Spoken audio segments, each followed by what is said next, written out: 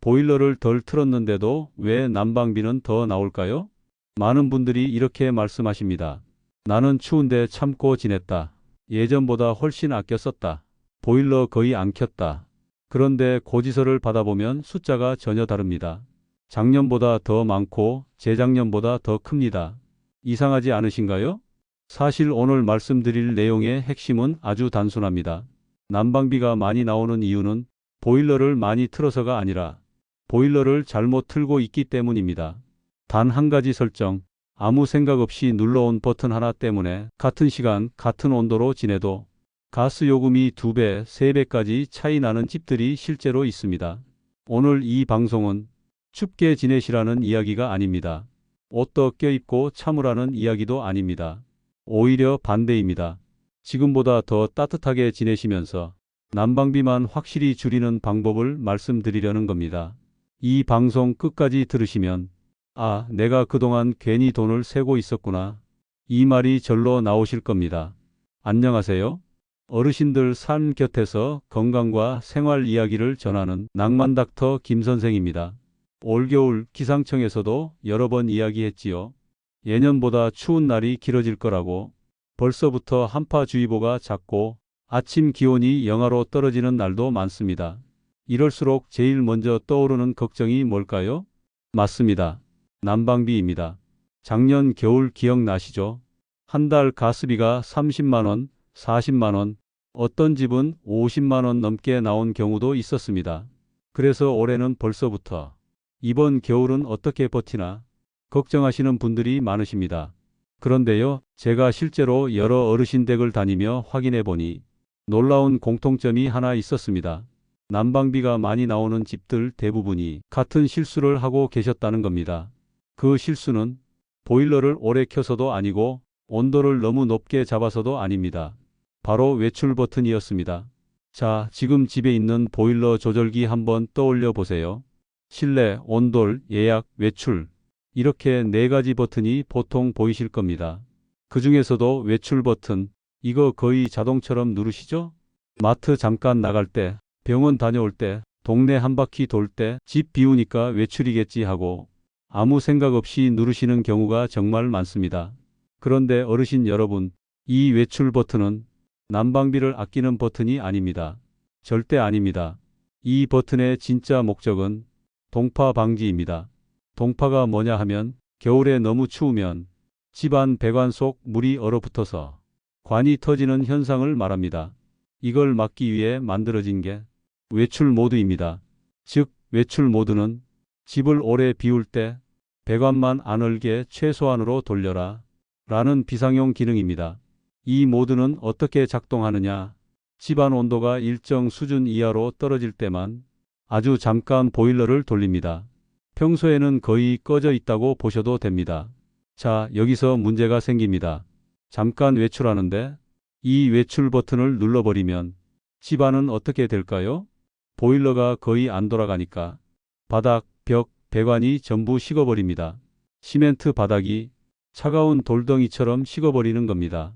그리고 집에 돌아와서 다시 보일러를 켜면 그때부터 보일러가 죽을 힘을 다해 일을 하기 시작합니다.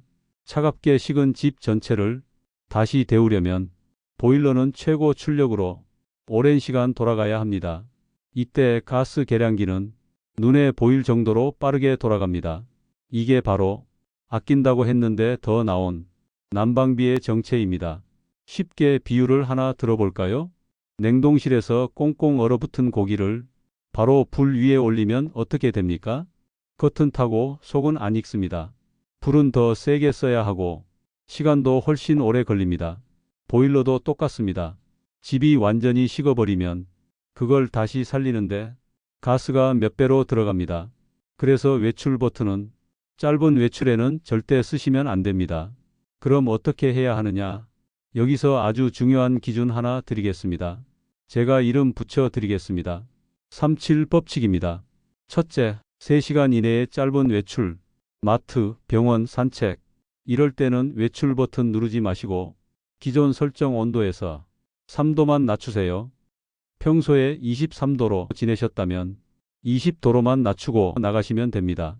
집이 식지 않아서 돌아오면 금방 다시 따뜻해집니다. 둘째, 하루에서 이틀 정도 집을 비울 때, 이럴 때는 예약 모드를 활용하셔야 합니다. 예약 모드는 집에 희미한 온기를 남겨두는 기능입니다. 이건 잠시 후에 자세히 설명드리겠습니다. 셋째, 일주일 이상 장기간 집을 비울 때, 여행, 입원, 장기 외출, 이때만 외출 모드를 사용하시면 됩니다. 정리해 드리겠습니다. 짧은 외출은 온도만 낮추기, 하루 이틀은 예약 모드, 일주일 이상일 때만 외출 모드. 이 기준 하나만 지켜도 난방비가 눈에 띄게 달라집니다. 지금까지 들으시면서 내가 그동안 잘못 눌렀구나 생각 드셨다면 이미 절반은 성공하신 겁니다. 이제 다음 이야기에서는 실내 모드와 온돌 모드, 이 두 버튼의 차이를 정말 쉽게 풀어드리겠습니다. 이걸 잘못 쓰고 계신 분들도 정말 많습니다. 조금만 더 집중해 주세요. 이 다음 내용이 난방비를 결정짓는 두 번째 핵심입니다. 앞에서 외출 버튼 이야기를 드렸지요. 그 다음으로 가장 많은 분들이 헷갈려 하시는 게 바로 실내 모드와 온돌 모드입니다. 보일러 조절기 보시면 대부분 이 두 가지가 나란히 있습니다. 그런데 이 두 버튼 이름만 보고 선택하시면 거의 100% 실패합니다. 왜냐하면 이 두 모드는 난방을 하는 기준 자체가 완전히 다르기 때문입니다. 먼저 실내 모드부터 말씀드리겠습니다. 실내 모드는 말 그대로 조절기 근처의 공기 온도를 기준으로 작동합니다. 예를 들어 실내 온도를 23도로 맞춰놨다고 해 보겠습니다. 그러면 보일러는 조절기 주변 공기가 23도가 될 때까지 계속 돌아갑니다. 23도가 되면 멈춥니다. 아주 단순한 구조입니다. 그런데 이 단순함이 오히려 큰 문제를 만듭니다. 왜냐하면 조절기가 어디에 붙어 있느냐에 따라 집 전체 난방 상태가 완전히 달라지기 때문입니다. 예를 하나 들어볼까요? 조절기가 창문 가까이에 붙어 있는 집이 있습니다. 겨울에 창가 쪽은 아무리 단열을 해도 찬 기운이 들어오기 마련입니다. 그러면 어떤 일이 생기느냐? 집안은 이미 후끈후끈한데 조절기 주변 공기만 차갑습니다. 보일러는 아직 춥다고 판단해서 계속 돌아갑니다. 사람은 덥다고 느끼는데 보일러는 멈출 줄을 모릅니다. 이 상태가 한 달 내내 이어지면 가스비는 당연히 많이 나올 수밖에 없습니다. 반대로 이런 경우도 있습니다. 조절기가 햇볕이 잘 드는 벽에 붙어 있는 집입니다. 낮 동안 햇볕을 받으면 조절기 주변만 따뜻해집니다. 그러면 보일러는 목표 온도에 도달했네 하고 금방 꺼져 버립니다. 그런데 실제 생활 공간은 어떻습니까? 바닥은 차갑고 발이 시려옵니다. 이게 바로 실내 모드의 한계입니다. 조절기 위치에 따라 난방이 과하게 되거나 아예 부족해지는 겁니다. 그렇다면 온돌 모드는 무엇이 다를까요? 온돌 모드는 공기 온도를 기준으로 하지 않습니다. 바닥 아래를 흐르는 난방수 온도를 기준으로 작동합니다.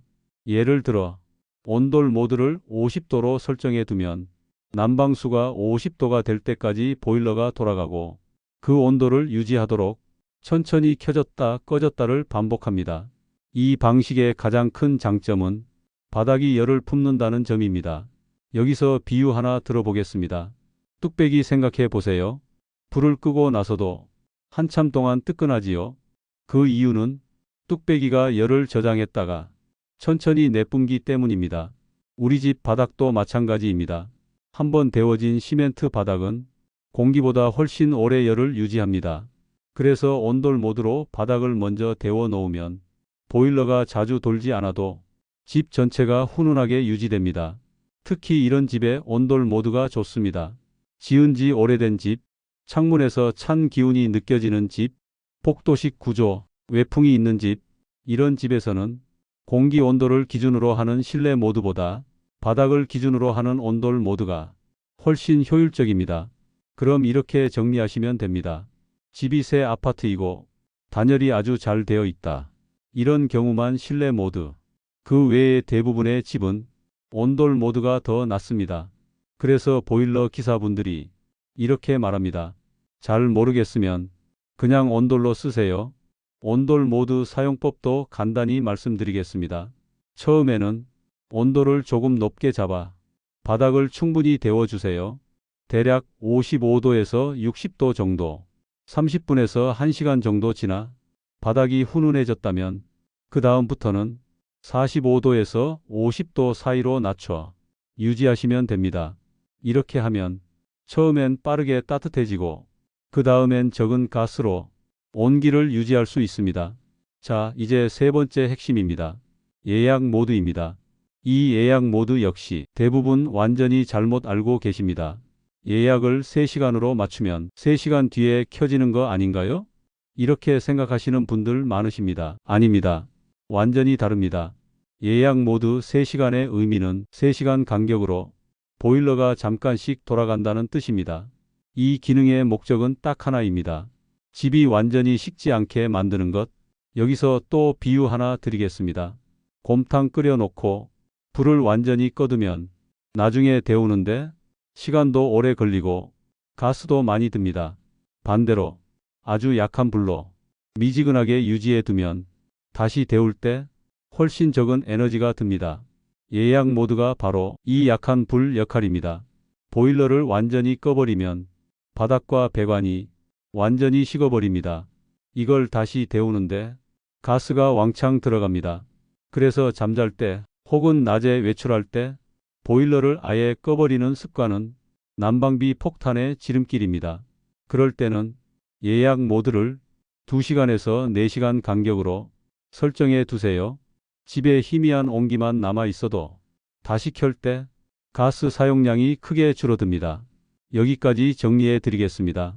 외출 버튼은 장기 외출에만, 온돌 모드는 대부분의 집에서 유리, 예약 모드는 집을 완전히 식지 않게 하는 기능. 이제 다음으로는 아주 간단하지만 효과가 확실한 설정 하나, 바로 온수 온도 이야기로 넘어가겠습니다. 이거 하나만 바꿔도 가스비가 눈에 띄게 달라집니다. 준비되셨다면 다음 이야기로 이어가겠습니다. 이제 온수 온도 이야기입니다. 이 부분은 정말 간단한데 효과는 아주 큽니다. 보일러 조절기 보시면 온수 온도를 저, 중, 고로 맞추는 집 많으시지요? 제가 진료실에서 여쭤보면 10분 중 9분은 거의 다 고로 맞춰 두셨다고 하십니다. 왜 그러시느냐고 여쭤보면 따뜻한 물이 시원하게 안 나올까 봐요. 이렇게 말씀하십니다. 그런데 여기서 아주 중요한 질문 하나 드리겠습니다. 온수 고로 해 두시고 그 물 그대로 쓰십니까? 아닙니다. 대부분 찬물 섞어서 쓰십니다. 샤워할 때도, 설거지할 때도, 손 씻을 때도 항상 찬물을 섞으시지요. 이건 무슨 말이냐면 가스를 써서 물을 아주 뜨겁게 데워놓고 그 다음에 다시 식혀서 쓰고 있다는 뜻입니다. 쉽게 말하면 냄비에 물을 팔팔 끓여 놓고 찬물 부어서 미지근하게 만든 다음 그걸 마시는 것과 똑같습니다. 에너지를 2번 낭비하는 겁니다. 그래서 온수 온도는 처음부터 찬물 섞지 않아도 쓸 수 있을 정도로만 맞춰 두시는 게 가장 효율적입니다. 겨울 기준으로 말씀드리면 42도에서 45도면 충분합니다. 이 정도면 샤워하시기에 전혀 춥지 않습니다. 봄이나 가을에는 40도 정도면 되고요. 여름에는 35도 전후로 낮추셔도 됩니다. 온도 숫자가 안 나오고 저, 중, 고로만 표시되는 조절기라면 무조건 중으로 맞추세요. 손을 대봤을 때 아, 따뜻하다 정도면 딱 좋습니다. 뜨거운데? 싶으면 그건 이미 과한 겁니다. 이 설정 하나만 바꾸셔도 가스 사용량이 대략 5분의 1 정도 줄어듭니다. 한 달 가스비가 30만 원이면 6만 원이 줄어드는 겁니다. 1년이면 70만 원이 넘습니다. 이건 정말 지금 당장 바꾸셔야 할 설정입니다. 자, 이제 보일러 설정 이야기는 여기까지 정리하고 난방비를 더 줄일 수 있는 생활 속 보너스 팁을 몇 가지 더 알려드리겠습니다. 아무리 보일러 설정을 잘해놔도 열이 밖으로 줄줄 새면 소용이 없습니다. 밑 빠진 독에 물 붓기입니다. 첫 번째, 창문 단열입니다. 집에서 빠져나가는 열이 약 40%가 창문을 통해 나갑니다. 그래서 창문만 잘 막아도 체감 온도가 확 달라집니다. 방법은 아주 간단합니다. 택배 올 때 들어있는 뽁뽁이 있지요. 그걸 창문에 붙이시면 됩니다. 이때 중요한 포인트가 하나 있습니다. 매끈한 면이 아니라 올록볼록한 면이 유리 쪽으로 가게 붙이셔야 합니다. 그래야 공기층이 생겨 단열 효과가 납니다.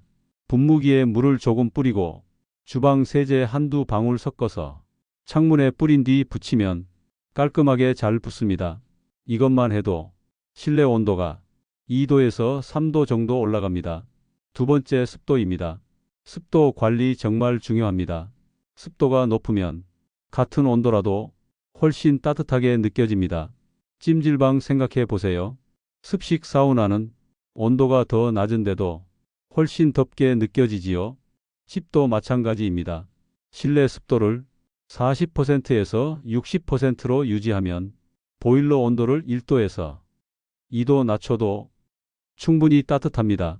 가습기 있으시면 사용하시고요. 없으시면 젖은 수건 하나 걸어 두셔도 됩니다. 샤워 후 욕실 문 잠깐 열어 두시는 것도 좋은 방법입니다. 습도 관리는 난방비도 아끼고 피부도 보호하고 감기도 줄여줍니다. 일석삼조입니다. 세 번째, 내복입니다. 이건 정말 가장 돈 안 드는 난방입니다. 내복 하나 입으시면 체감 온도가 3도에서 5도 올라갑니다. 보일러 온도 5도 올리면 가스비가 얼마나 더 나올까요? 하지만 내복은 한 번 사면 몇 년을 입습니다. 잘 때 수면 양말까지 신으시면 더 좋습니다. 발이 따뜻하면 온몸이 따뜻하게 느껴집니다.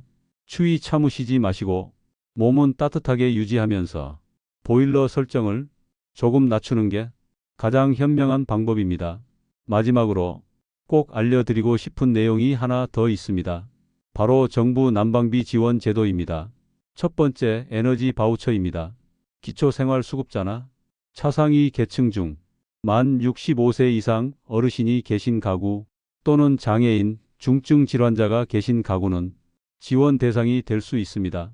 가구 인원에 따라 대략 30만 원에서 70만 원 가까이 지원받으실 수 있습니다. 신청은 주민센터나 복지로 홈페이지에서 가능합니다. 해당되시는 분들은 꼭 챙기셔야 합니다. 두 번째, 보일러 교체 지원입니다. 집에 있는 보일러가 10년 이상 되었다면 친환경 콘덴싱 보일러로 교체할 때 정부 지원금을 받을 수 있습니다. 지원금은 대략 60만 원 정도입니다. 오래된 보일러는 효율이 떨어져서 가스만 많이 먹고 집은 덜 따뜻합니다. 이 기회에 교체하시는 것도 충분히 고려해 볼 만합니다. 자, 오늘 내용 마지막으로 딱 정리해 드리겠습니다. 첫째, 짧은 외출에 외출 버튼 누르지 마세요. 외출 버튼은 전략이 아니라 동파 방지 기능입니다. 둘째, 대부분의 집은 온돌 모드가 더 효율적입니다. 셋째, 온수 온도는 고가 아니라 중입니다. 이 세 가지만 바꾸셔도 올겨울 난방비 확실히 달라질 겁니다. 혹시 이 영상을 자녀분이나 손주분이 보고 계시다면 부모님 댁 보일러 조절기 한 번만 확인해 주세요. 그게 비싼 선물보다 훨씬 큰 효도입니다. 오늘 영상이 도움이 되셨다면 저장해 두셨다가 필요할 때 다시 보시고요. 주변 어르신들께도 살짝 공유해 주시면 정말 감사하겠습니다. 올겨울 난방비 걱정 없이 따뜻하고 건강하게 보내시길 바랍니다. 오늘도 끝까지 들어주셔서 진심으로 감사합니다.